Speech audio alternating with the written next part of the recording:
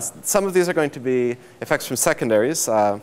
Wayne talked about these in his lectures, and I'm also going to talk about primordial non-Gaussianity. So the general theme is going to be constructing estimators, relating these quantities to data, how you pull these signals out of the data, and I'll even try to give results wherever I can, like from WMAP. So I'm going to talk about, in the first part of the talk, I'll talk about gravitational lensing, our attempts from a year or two ago to detect this in WMAP. And then I'll do some, talk about prospects for the future. Then I'll talk about some recent work that I've done on constructing statistics for getting the signal from patchy reionization out of the CMB. And in the last part of the talk, I'll talk about primordial non-Gaussianity, which has become a hot topic in the last year or so. And I'll sort of summarize the situation there, why this is controversial right now, and then present some new results that will hopefully shed light on the current controversy. OK. So first, let me briefly introduce Cmb lensing. So this part will be partly redundant with Wayne's lectures, but I wanted to give a self-contained talk. So the way that Cmb lensing works is that if you follow a line of sight back to the last scattering surface, it's deflected by gravitational potentials. And this permutes points on the last scattering surface without altering surface brightness. So in particular, that means that gravitational lensing does not generate new anisotropy out of the 2.7 Kelvin monopole of the Cmb, but it just moves the existing anisotropy around. So you can describe this mathematically by defining a vector field D, which just gives the displacement between, if you follow a line of sight back to the last scattering surface, between where you think you would end up and where you actually end up. And lensing just alters the CMB by taking the unlensed CMB to the lensed CMB, which is just defined by permuting points using the vector field. So the point of this is that you can think of the lensed CMB that we actually observe as being the combination of two fields which are not directly observable. The unlensed CMB and this pattern of deflection angles that lenses it. And this is an exaggerated example, not to scale, from one of Wayne's papers. To give a sense for what the non-exaggerated lensed CMB looks like, let me just quote some numbers. In linear perturbation theory, the deflection field is a pure gradient. There's no curl component. It's the gradient of a scalar potential phi. Phi is given by a line of sight integral over the 3D Newtonian potential with a redshift weighting that is a broad peak that peaks at around redshift 2. So this field has, has a tiny RMS deflection of about 2.5 arc minutes. And that deflection is coherent over degree scales. The power spectrum of the lenses peaks at around 100. So you can think of the sky as being divided up into degree-sized lenses, each of which is moving hot and cold spots of the CMB around by 2 or 3 arc minutes. So in principle, this imprints large-scale structure on the CMB and can give the CMB sensitivity to parameters that we don't think of as coming from the CMB, which is, or coming from the early universe, such as neutrino mass, which affects growth of structure. OK, so to get a sense for how Cmb lensing affects the CMB, the first thing that you can ask is how does it affect the power spectrum, or the 2-point correlation function of the CMB temperature. If you plot the lensed and unlensed power spectra on top of each other, at least out to scales of L of 2000 that have been measured today, if I were to take this plot out further, you would see a larger effect. The effect is very small. It's a few percent, even at the smallest scales in this plot. But if you zoom in, you can see that what it's doing is smoothing the peaks. That's because gravitational lensing is magnifying and demagnifying different parts of the sky and changing the effective angular diameter distance to last scattering, or the acoustic peak scale. And that sort of that dispersion in the width in the angular scale of the acoustic peaks acts to smooth them. And it also adds a little bit of power on average on small scales. In polarization, there's a more qualitative effect, which is that it generates B-mode polarization. B-mode polarization is not, so Wayne talked about how for polarization you can separate it into an E-mode component and a B-mode component, which is like the analog of decomposing a vector field into a gradient and a curl. The E-mode polarization is not generated at first order. But gravitational lensing is a second-order effect that can generate B-mode polarization. And it's, in fact, the largest guaranteed B-mode signal, if there are no gravity waves. OK. This slide basically summarizes what Cmb lensing does to the statistics of the CMB at the level of the 2-point correlation function. There's a general framework for constructing higher order statistics to get at the Cmb lensing signal, which is due to Wayne and others. And the way this works qualitatively is that there's an estimator that can take the lens Cmb and invert. So the lens Cmb is some combination of two unobservable quantities, the deflection angles and the unlensed Cmb. They're combined using the deflection operation. And there's an estimator that inverts that statistically. So just starting purely from the lens Cmb, you can use observed correlations between the modes to make a best guess, or an estimator, for the pattern of deflection angles to within some statistical noise. The reason that there's statistical noise in the reconstruction is because it depends, I'll show some equations for this in a minute, it's because it depends on cross-correlating modes of the CMB, and because there's a finite number of modes available, there'll just be some accidental correlation from sample variance, and that acts as noise in the estimator. The spurious correlations are confused with the signal. Okay, so that's the heuristic picture. To give a more formal description, CMB lensing, so if you consider the cross-correlation between modes of the CMB at different Fourier wave numbers L, so this is in the flat sky approximation, so normally translation invariance would disallow that two-point correlation. Now if you have a non-zero lens, that's breaking translation invariance, so that the expectation value of different Fourier modes can acquire an expectation value. Overall translation invariance of the CMB lens system allows an expectation value that's proportional to a Fourier mode of the lens with some geometric weighting, some L-dependent weighting. So if you take any pair of modes and cross-correlate them, you get some sort of estimate. It would be an extremely noisy estimate if you just use one pair of modes, but some sort of estimate for a mode of the lensing potential. If you now sum or integrate over all the pairs of modes that difference to a given angular scale in the lenses with minimum variance weighting, then you get an estimator phi hat mode by mode for the CMB lensing potential. So that's what's going on in the picture. Because this is an estimator that applies an estimator that you can write down for each mode of the lensing potential, you can think of it as a reconstruction of the entire map with some statistical noise. So that's how it works formally. There's this quadratic estimator that you put the CMB into, and out comes some reconstruction of phi. The intuition behind this is that you are using the hot and cold spots of the CMB as probes of the lensing deflections in the same way that, for example, if you do cosmic shear, lensing alters the ellipticity of galaxies statistically. And so the galaxies are serving as the wallpaper or the noisy probes of the lensing potential. Here it's just the hot and cold spots of the CMB. Okay. Lensing is not a strong effect at the power spectrum level, but lens reconstruction, it induces non-Gaussianity and, or higher point statistics. And lens reconstruction sort of provides a general framework for writing down and thinking about those higher point statistics. Here's one example. If you want to extract the lensing signal from a CMB data set, a natural thing to do would be to apply the quadratic estimator phi hat. So the CMB temperature goes in, and you get a reconstruction of the lensing potential. And then you could take the power spectrum of that reconstruction. So because the reconstruction has noise in it, then the power spectrum will, you can think of your recovered power spectrum as being the signal plus some noise power spectrum coming from the reconstruction. So that's what I've shown in the plot here. This is actually not for like WMAP sensitivity or the sensitivity of current experiments, but this was a forecast that we did for CMB poll. The black curve is the power spectrum of the lenses.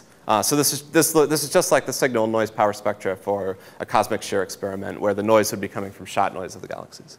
And the different curves represent the noise power spectrum for different CMB experiments. So from the point of view of the higher point statistics, the power spectrum estimator for phi, the CL phi estimator, is a 4-point estimator in the CMB. That's just because the map of phi is quadratic in the CMB, and then you take the power spectrum of that. So this is just a way of thinking about. You can also just think about this as the 4-point correlation function of the CMB induced by lensing, but the lens reconstruction sort of gives you a more intuitive way of thinking about it. You can also try cross-correlating this field with other tracers that would be cross-correlated to the CMB lensing potential. For example, you could start with the Cmb temperature, reconstruct the lenses, so get phi hat, and then cross-correlate that reconstruction with some large-scale structure data set which is tracing the same potentials as the Cmb lensing potential, for example, galaxy counts. So you could cross-correlate phi with the number count field G from a galaxy survey. So that would be a 3-point estimator, because phi is quadratic in T. So you could also just think of lensing as inducing a 3-point function or a bispectrum with 2 powers of the Cmb and 1 power of the galaxy survey. But this is just a more intuitive way to think about it.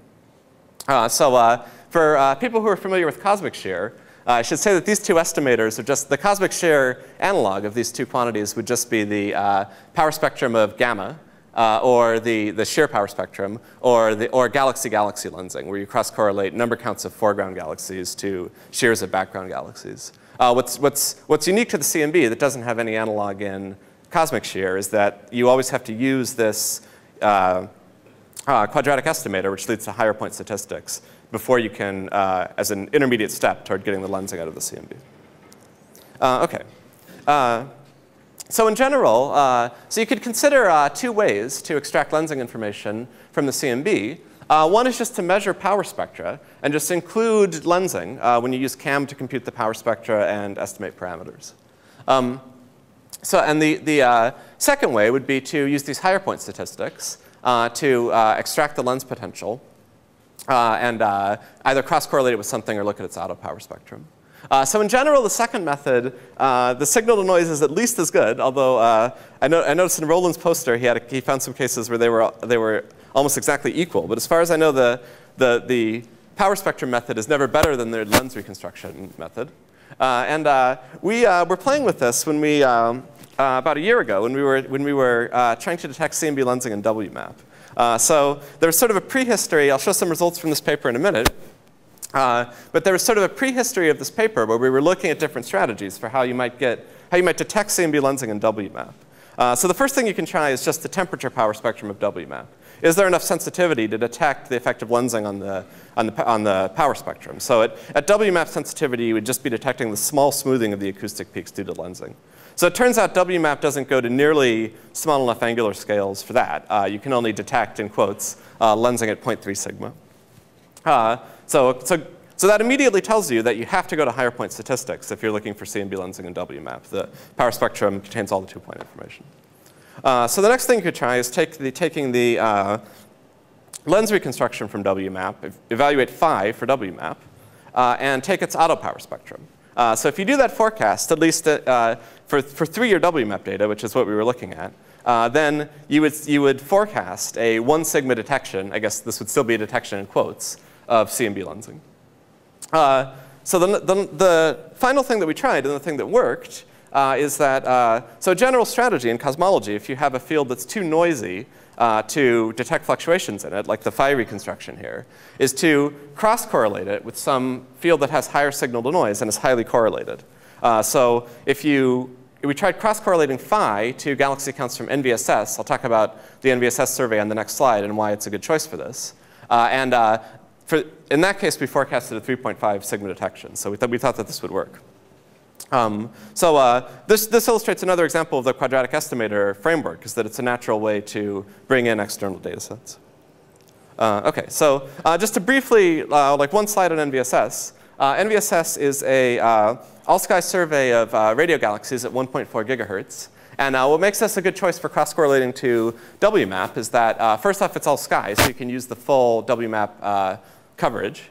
The number of galaxies is very high, about 2 million. What really makes this work in cross-correlation with WMAP is that the median redshift is extremely high for these radio-loud galaxies.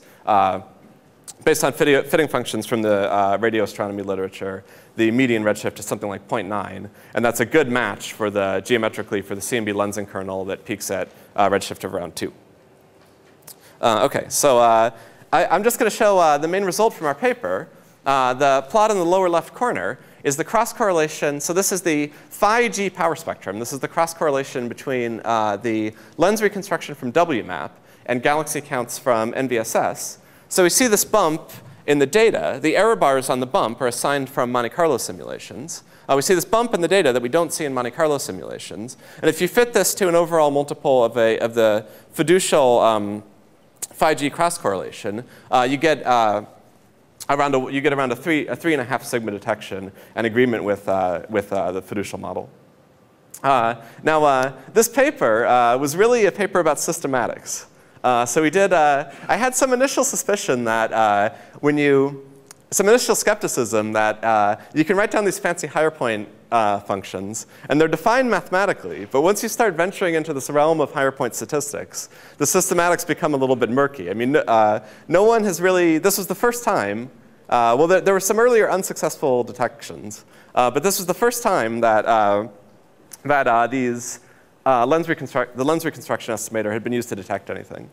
So we really tried to be careful in this paper with quantifying the different systematic effects that could contaminate this measurement and assigning systematic errors to each of them. And one sort of pleasant surprise from this paper is that we really found small effects in everything that we looked at. So I think we could have some confidence going into the future. Of course, it's a little dangerous to extrapolate from WMAP to more futuristic data sets that will go to smaller scales. But we can have some confidence going into the future that these higher point statistics are robust and will work. The most worrying systematic source of systematic uncertainty for these estimators appears to be like point sources and things on small scales that might generate extra power when they go into this lens reconstruction estimator. Okay. So right now, this field of lens reconstruction is still in sort of an initial stage of getting first detections. So this was the first detection. Since then, Hirata et al. Put out detection cross-correlating with other galaxy surveys with similar detection significance. But right now, the field is sort of in the first detection stage. But we're not that far away from being able to use Cmb lensing, and in particular lens reconstruction, as a source of precision cosmology. So these plots show for a Cmb pole-like configuration, the errors that you might get on neutrino mass, dark energy, the dark energy equation of state W, and the curvature omega k. And these are sort of interesting constraints. For example, the neutrino mass constraint is something like 0.03 eV. So this, I think, is what I see as being one frontier for the CMB, or one like aspect of the future of the CMB, is that we're not that far away from running out of modes in the primary CMB. And once we get out into the small scales, then the CMB becomes a very different animal, where it's a mixture of contributions from different secondaries. And we want to have good statistical techniques for separating those secondaries and getting all the information that we can. So a high-resolution Cmb experiment you can think of as containing a lensing experiment. A lensing experiment that goes to the highest possible redshifts, because the source redshift of the Cmb is at last scattering, and which it's easy to get large sky coverage. For example, Planck will have a detection of lensing, which has a total signal to noise of around 60 on the full sky. We'll have a full sky measurement of lensing from Planck before we have it from cosmic shear. So for Cmb lensing, I think that this lens reconstruction estimator really provides an answer to the question of how you separate the lensing signal from the other secondary effects and use it for cosmology. Let me make the comment that when you do forecasts of cosmological constraints from Cmb lensing, the Cmb lensing is sort of weighted toward high redshifts. It's weighted toward the largest scales in the universe. So it's weighted toward large redshifts and large angular scales. Now, that's a little bit of a mismatch for the types of parameters that we tend to forecast. For example, dark energy is something that in most models kicks in at low redshift. So it's not a good match for Cmb lensing. And say neutrino mass, which mainly acts to suppress power below the free streaming scale of the neutrino, is not a good match for the large angular scales that Cmb lensing probes. So Cmb lensing has always kind of been like a little bit of a solution in search of a problem. There's an interesting, so in Roland's poster, they get some interesting constraints by looking at early dark energy, for example. Another interesting thing to look at might be, say, like a modified gravity theory, which is affecting the largest angular scales. Okay. In the second part of the talk, I'm going to talk about patchy reionization, what it does to the CMB, and I'll talk about a statistic for getting at patchy reionization that we developed recently in a paper from last month, which is similar to the quadratic estimator for Cmb lensing. OK. So I'm just going to briefly introduce reionization in the Cmb. So first consider the case of homogeneous reionization, where the ionization of the fraction of the universe, well after recombination, goes from 0. And then if we just pretend that this reionization process is spatially uniform, then we have some ionization fraction that goes from 0 to 1 as we go from high redshift to low redshift. OK. So what does reionization, or the presence of free electrons at low redshift, do to the Cmb? So I'm going to identify 3 effects, and then I'll revisit these effects a few times in the next few slides. So the first physical effect of reionization on the Cmb is screening. So there's some optical depth tau, which is believed to be around 0.09 from the WMAP data now. Some optical depth tau back to the surface of Los scattering. And the amplitude of the observed amplitude of the Cmb power spectrum would be like the bare amplitude that you could observe if you weren't looking through this this non-zero optical depth from reionization. Would be the bare amplitude AS times e to the minus 2 tau. So we mainly think of this as introducing a degeneracy in the Cmb, where we cannot measure the amplitude of the initial fluctuations directly from the observed Cmb. We have this nuisance parameter tau.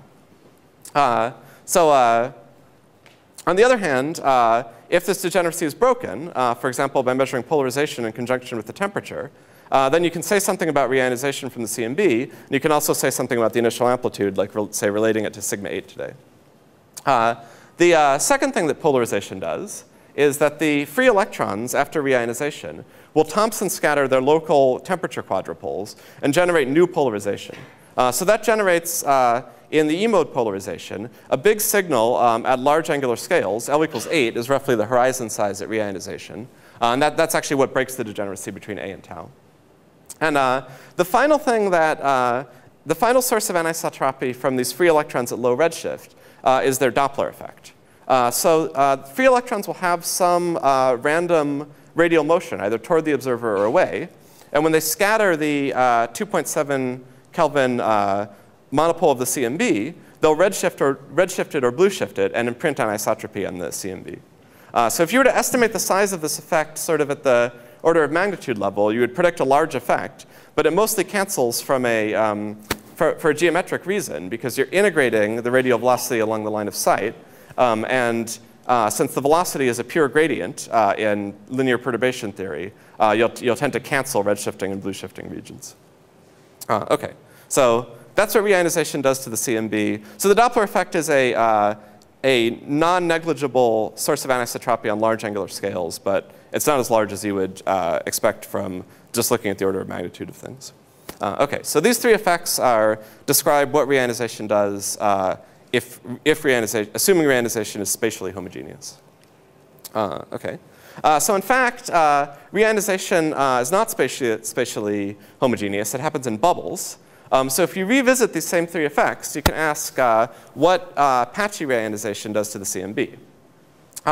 So if you consider a reionization bubble with some optical depth tau bubble and some radial velocity, then there are screening Thomson scattering and Ksc signals from the bubble. So the screening effect is just is slightly suppressing the observed temperature and polarization from the last scattering surface. So you could think of tau as varying from one line of sight to the other and modulating the surface of last scattering. So there's a Thomson effect where the bubble scatters and generates new polarization. So I've written an equation for that. The sum at the end may look a little unfamiliar, but that's just the local temperature quadrupole that the bubble sees in a frame that's rotated along the line of sight. And finally, there's a Doppler signal from the bubble. So when the Doppler signal is modulated in space, for example, by the boundary of the bubble, it's called the Ksc effect. So the bubble generates new temperature anisotropy, which is proportional to the optical depth of the bubble times its radial velocity divided by c. OK? So we were playing with how you might construct statistics to extract the signal of patchy reionization, to extract these 3 physical effects from the observed Cmb. And so the idea that we were pursuing is that if reionization happens in bubbles or patches, then the optical depth tau is no longer a number, but you can think of it as a field, a quantity that depends on the line of sight.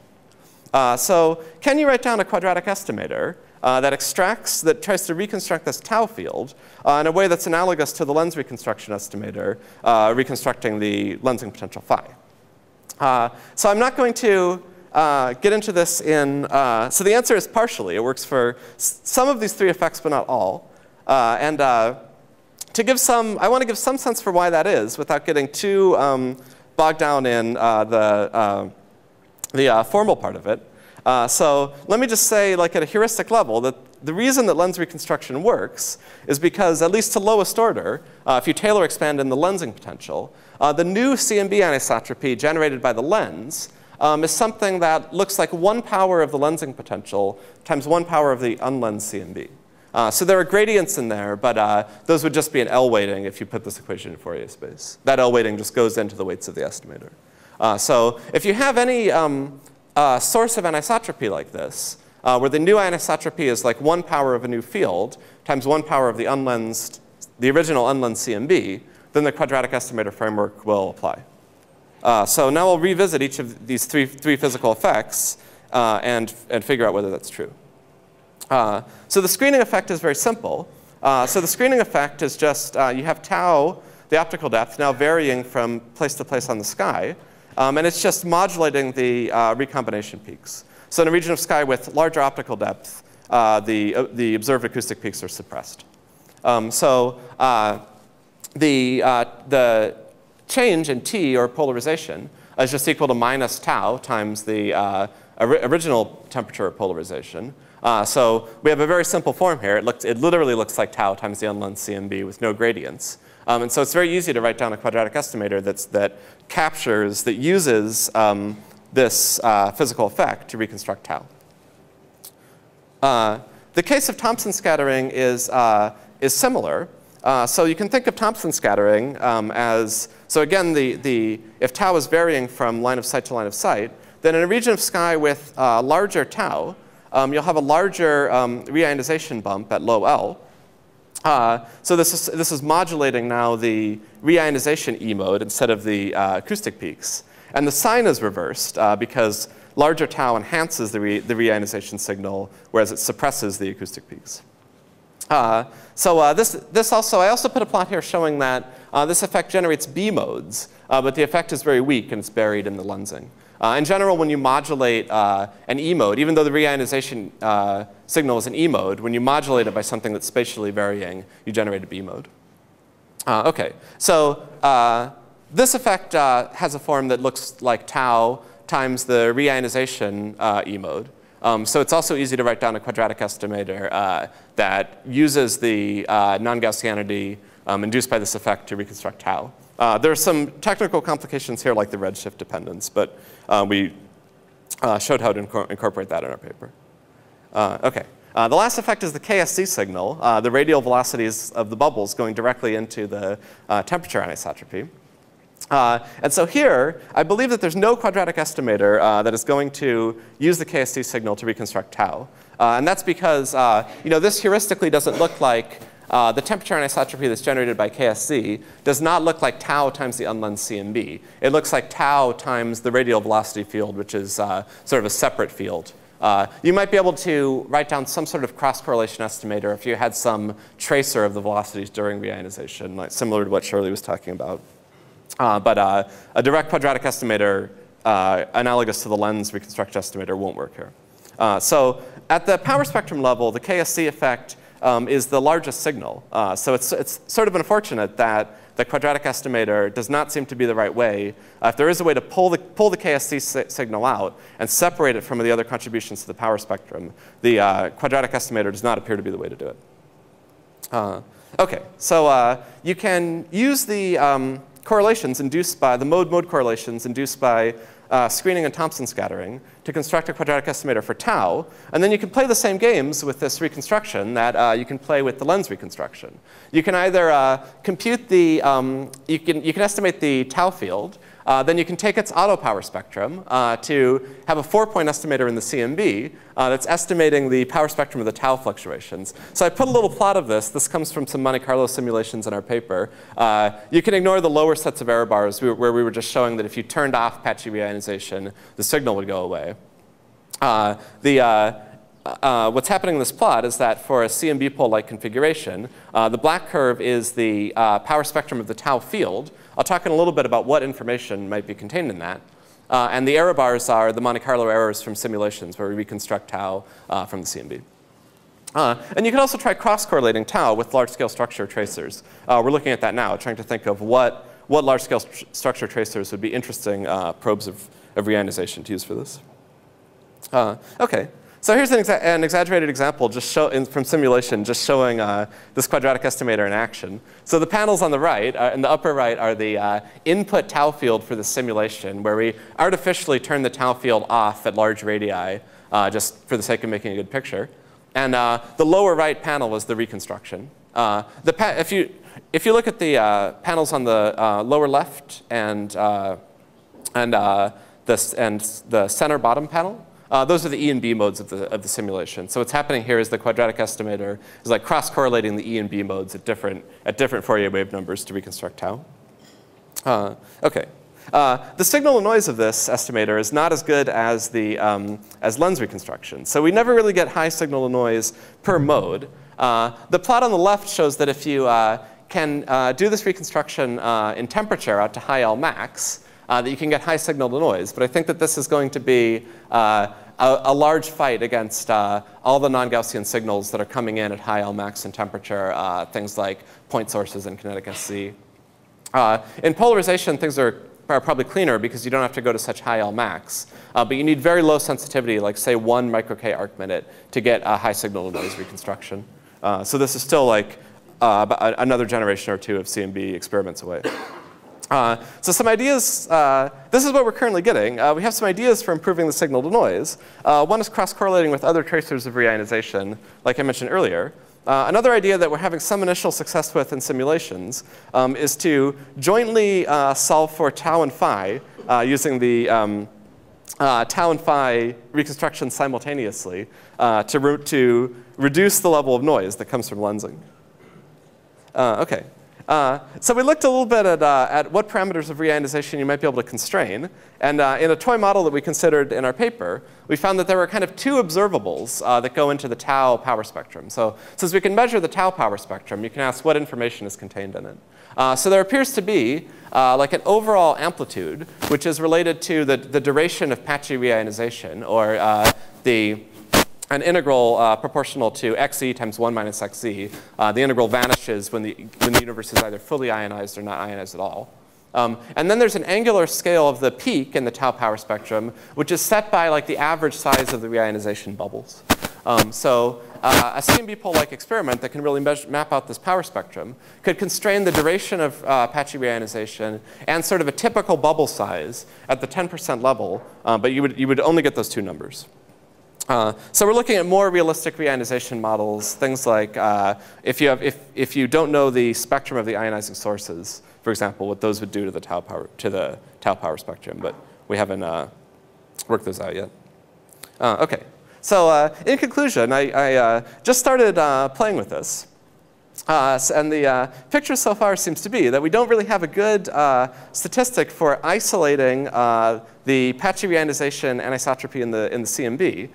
So at the moment, there's sort of two possibilities. One is you can look at the temperature power spectrum, where the Ksc effect is non-negligible. But the difficulty there is separating it from the other small-scale sources of temperature anisotropy, where in particular there may be some modeling uncertainty. The last thing is the second thing is this quadratic estimator that we proposed, which is probably a little bit more clean and more flexible. You can try to cross-correlate it with things, but it requires more sensitivity.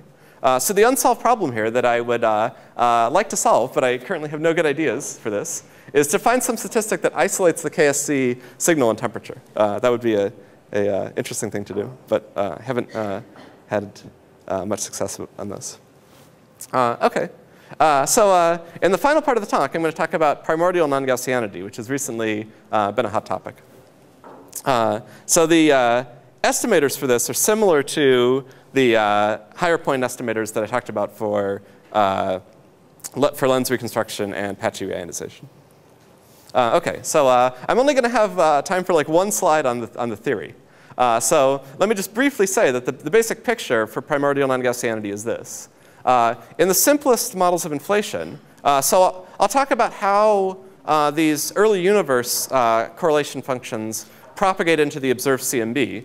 But for now, just in the early universe, before we start evolving anything. In the simplest inflationary models, for example, single field slow roll inflation, the initial potential zeta is Gaussian to an excellent approximation. So in particular, that means that the 3-point correlation function between different k modes in the potential is 0. More complicated models can predict non-zero 3-point functions. And so the 3-point function provides a window, in addition to other quantities like, say, the tensor to scalar ratio, into the early universe and can constrain the inflationary model. So for example, so the picture there is that there are two shapes of the 3-point function that are physically motivated. One is the so-called local shape, where you imagine making this initial potential slightly non-Gaussian by adding a small multiple of its square to itself. So that will induce a 3-point function. If you imagine computing the 3-point function by substituting 1 power of zeta squared, then Wick's theorem would give you some contractions. And you get a 3-point function that looks like the line with FNO local in it. The parameter FNO local parameterizes the amplitude of this signal. So the type of model that would generate this type of 3-point function, where you're cross-correlating. So it turns out that the 3-point function here is mainly cross-correlating the long wavelength modes to the small scale power in the field. And the type of model that would generate a 3-point function like that would be something with, say, a heavy field and a light field, where the source of fluctuations today is not the inflaton, but a lighter field that crosses the horizon later. So the heavy field is acting as a background for the lighter field. And so fluctuations in the heavier field imprint themselves on the power spectrum of the lighter field and generate this type of 3-point function. The second type of non-Gaussianity, which I'm not going to emphasize in the talk because no detection has ever been claimed, is the so-called equilateral shape, which you generally get from inflationary models that include interaction terms. So for example, something like just adding a higher derivative term like grad phi to the 4th to the inflationary Lagrangian, or something like dBi inflation, would generate this shape. The form that I've written down here is more of a fitting function to the real shape that you get from these models, which is more complicated but not as amenable to practical analysis. OK. So one thing that we've done recently, I'll get to the data in a minute. You can ask whether these are really the only shapes that you might look for.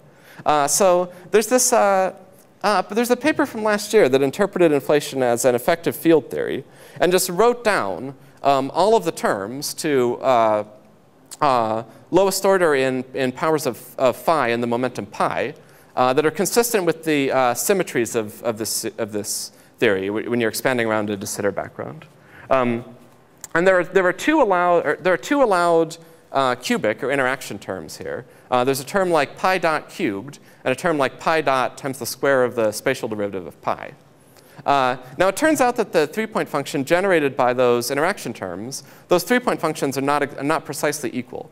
So the full 3-point function has a form here that I'll just, the precise form isn't so important, but it's parameterized by a number alpha, which is sort of like the ratio, the relative weight of these two interaction terms.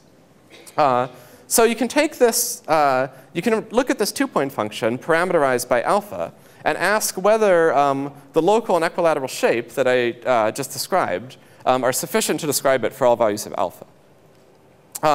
So this plot shows the correlation coefficient of the full 3-point function with the equilateral shape as a function of alpha. It turns out that the correlation coefficient with the local shape is always close to 0.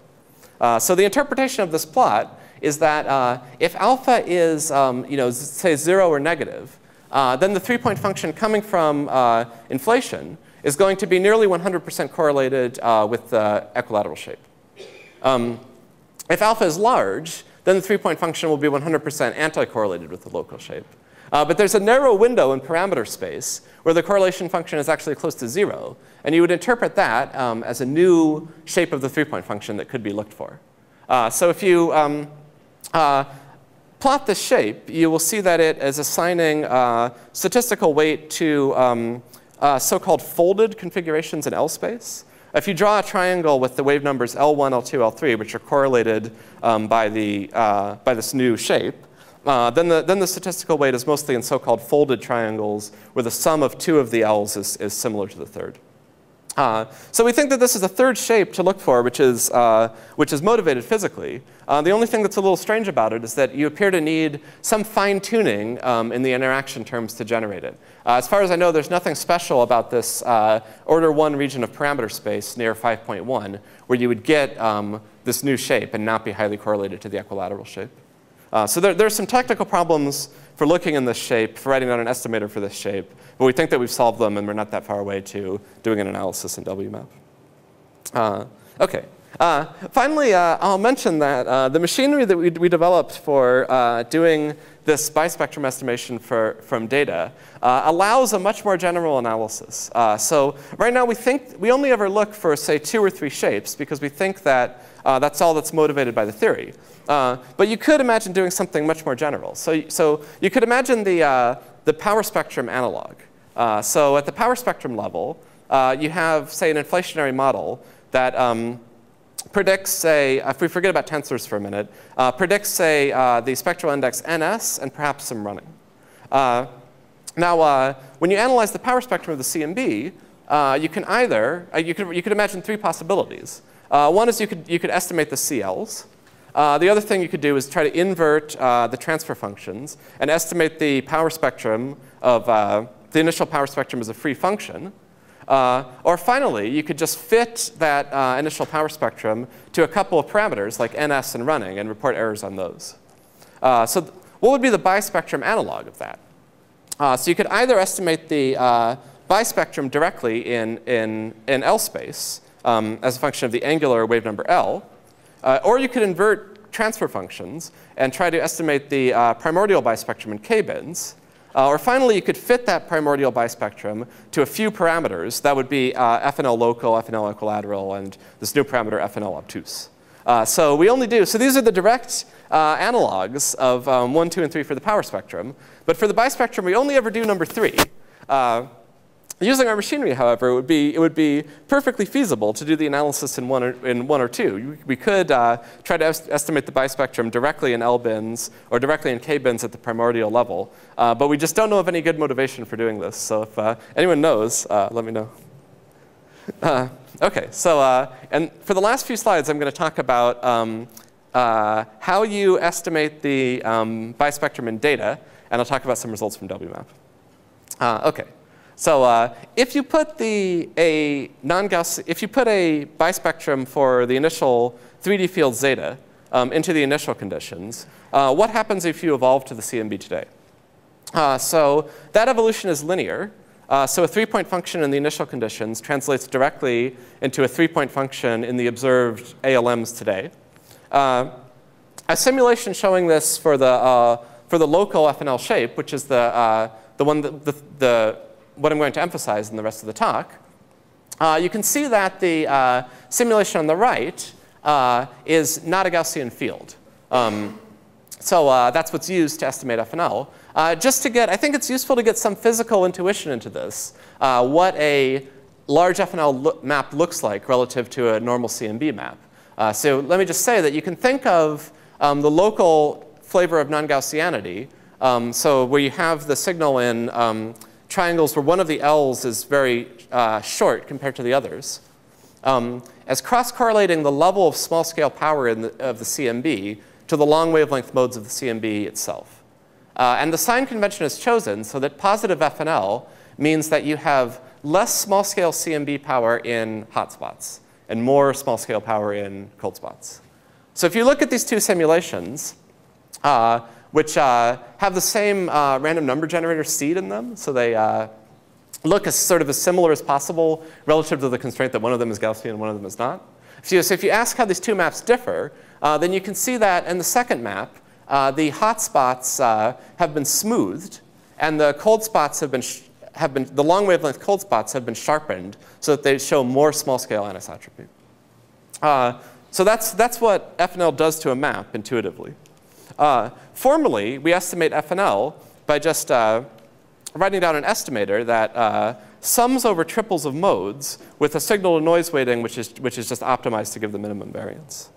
OK, so this became a hot topic a few years ago when a range of different estimates for FNL was reported.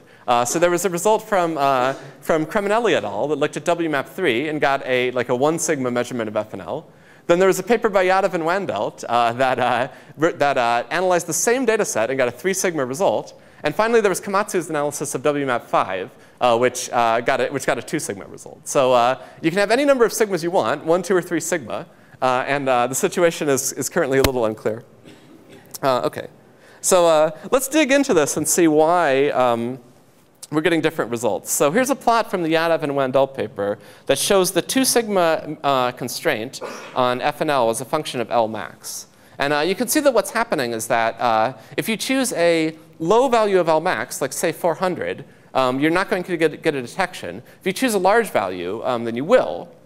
And what's tricky about this is that if you look carefully at their plot, the error bars are actually a little bit smaller in the intermediate part of the plot than they are at the edges. So it's not clear what the most motivated choice of L max is. If you use large L max, you're sort of using all the modes, but at the expense of making the statistical error worse. So it's not clear that that really corresponds to including more information.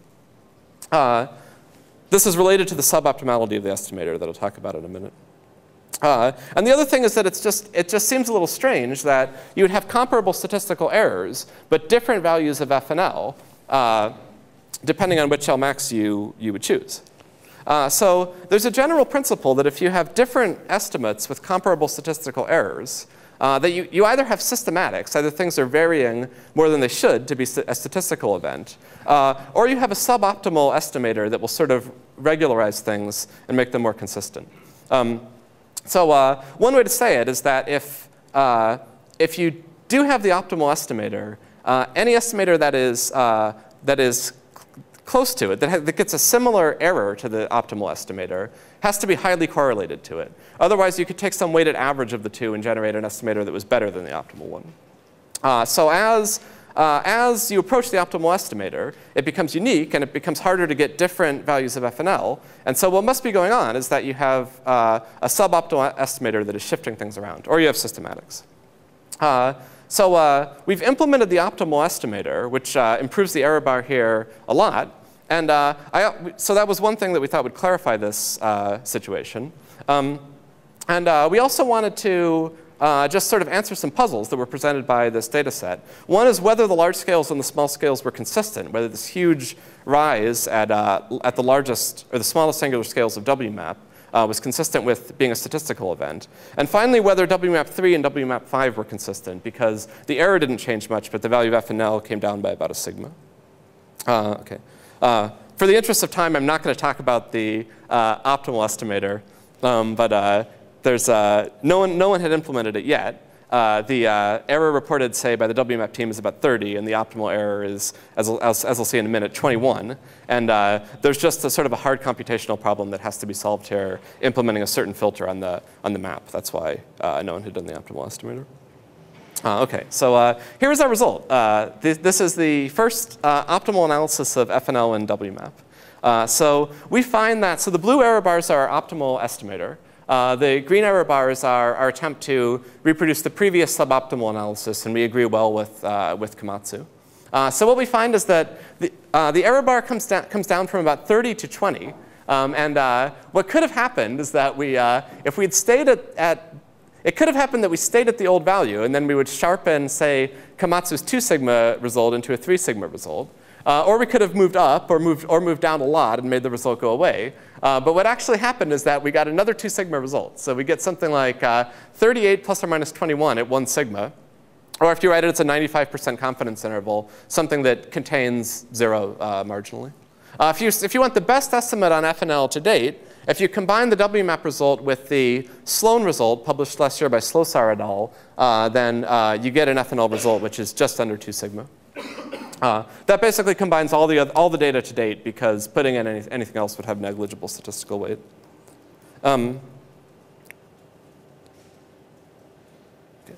Are the large and small scales consistent? So one way to quantify this is to, we wanted to make sure that there weren't undiagnosed systematic errors in this measurement.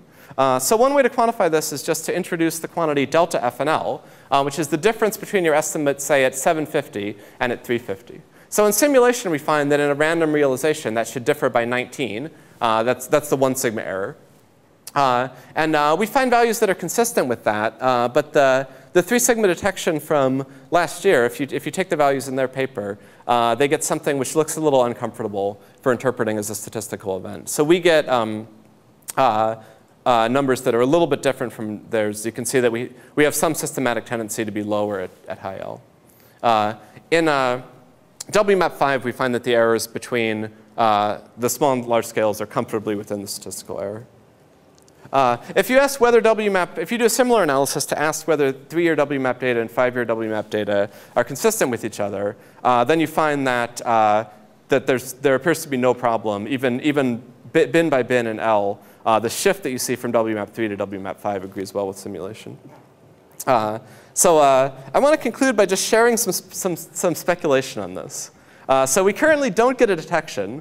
We think that this optimal analysis of the data sort of takes care of some of the problems of interpretation, where you have many results that make valid but arbitrary choices, and you have to choose between them. If we just optimally weight everything, then we don't get a detection. But the thing that's uncomfortable about this is that in WMAP 3, the statistical significance is actually pretty high. So just to put up the numbers, if we try to reproduce the 2.9 sigma detection, we get 2.3 sigma, which is a little bit lower, but not qualitatively different.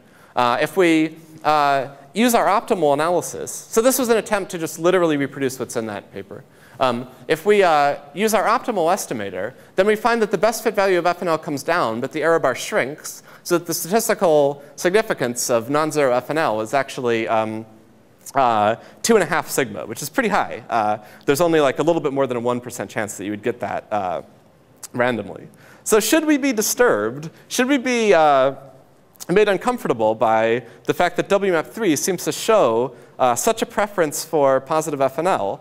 Or can we really just dismiss this because we don't quite see the detection in WMAP 5? So this is just my personal opinion, but this is sort of my perspective. So you can imagine multiplying that 1.25% probability by the number of interesting parameters that you might have looked for other than FNL. So there are two, I sort of made a list here. There are two FNL shapes. There's R. You might imagine that we could have detected W at 2.5 sigma, or curvature running, or the two isocurvature modes, the axion and curvaton isocurvature modes.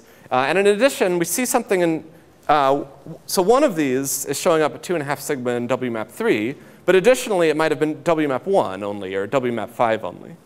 So the probability of getting a 2.5 sigma somewhere, 2.5 sigma result somewhere in the history of WMAP is actually not that low.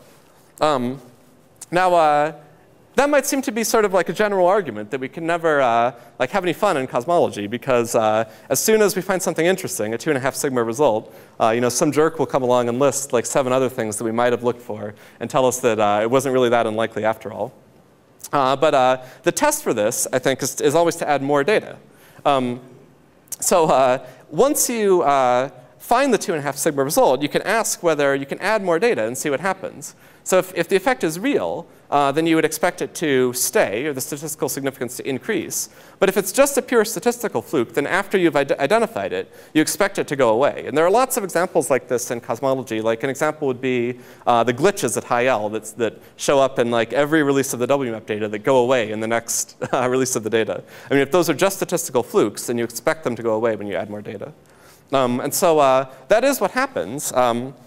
If we take our optimal estimator, we see that this high value in WMAP 3 of 56 goes down to 38 in WMAP 5. Now, this might just be over-interpreting like, 1 or 2 sigma events. But to me, just as a subjective statement, this whole thing sort of smells like just statistics. And so, at least for now, I'm sort of in the skeptics camp on this. But FNL is certainly one of the most interesting things to keep an eye on in the future as we add even more data. And the good thing is that WMAP 7-year data will shift this more and is not that far away, and we'll get some new insight. And Planck is really going to nail this, where the statistical error is going to be between 5 and 10.